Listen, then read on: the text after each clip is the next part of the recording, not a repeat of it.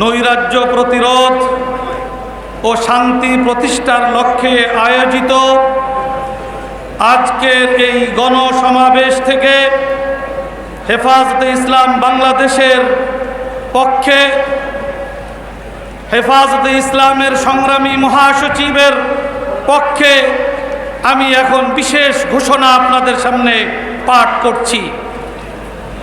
হেফাজতে ইসলাম বাংলাদেশ কোটা সংস্কার ও বৈষম্য বিরোধী আন্দোলনে শাহাদাত বরণকারী সকল শহীদদের মাগফিরাত কামনা করছে।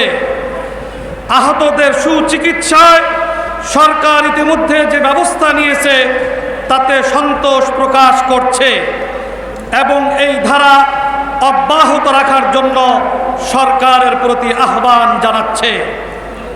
সেই সাথে তাদের সহযোগিতায় এগিয়ে আসার জন্য হেফাজতের নেতাকর্মী, আলেম সমাজ ও দেশবাসীর প্রতি আহ্বান জানাচ্ছে। এ বিষয়ে কেন্দ্রীয়ভাবে জোরালো পদক্ষেপ নেওয়া হয়েছে। সেই সাথে হেফাজতে ইসলামের সকল শাখা কমিটিকে সাধ্যমতো ভূমিকা রাখারও নির্দেশ প্রদান করছে। হেফাজতে ইসলাম মনে করে রাষ্ট্রীয় প্রতিষ্ঠান ও স্থাপনা সমূহের নামকরণের দায়িত্ব কোনো ব্যক্তি বা গোষ্ঠী বিশেষ কর্তৃক নিজেদের কাঁধে তুলে নেওয়া সমীচীন নয়। এ বিষয়ে যে কোনো অভিপ্রায় কিংবা গণ আকাঙ্ক্ষা প্রস্তাবনা আকারে উপস্থাপন করা যেতে পারে। রাষ্ট্রীয় কোনো গুরুত্বপূর্ণ প্রতিষ্ঠানে অস্থিতিশীলতা সৃষ্টির একটি প্রবণতা লক্ষ্য করা যাচ্ছে।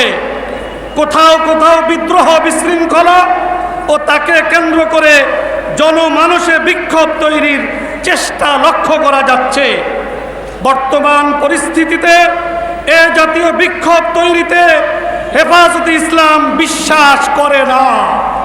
চলমান পরিস্থিতিতে দেশব্যাপী শান্তি শৃঙ্খলা রক্ষাই হেফাজতে ইসলামের প্রধান লক্ষ্য। সর্বস্তরের জনগণ, নেতাকর্মী ও আলেম সমাজকে সর্বোচ্চ ধৈর্য ও সহনশীলতার সাথে পরিস্থিতি মোকাবেলা করার উদাত্ত আহ্বান জানাচ্ছে। রাষ্ট্রের যে কোনো প্রয়োজনে আলেম সমাজ কাজ করতে সদা প্রস্তুত।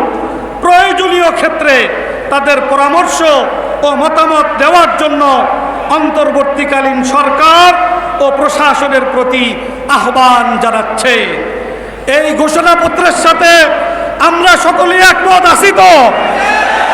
আল্লাহ রাব্বুল আলামিন আগামী দিনে আমাদের এ দেশ সংস্কারে আমাদের যার যার অবস্থান থেকে যথাযথ ভূমিকা পালন করবার আল্লাহ তাআলা তৌফিক দান করুন। সংগ্রামী সাথী ও বন্ধুগণ, আজকের এই বিশাল সমাবেশের এ পর্যায়ে বক্তব্য রাখবেন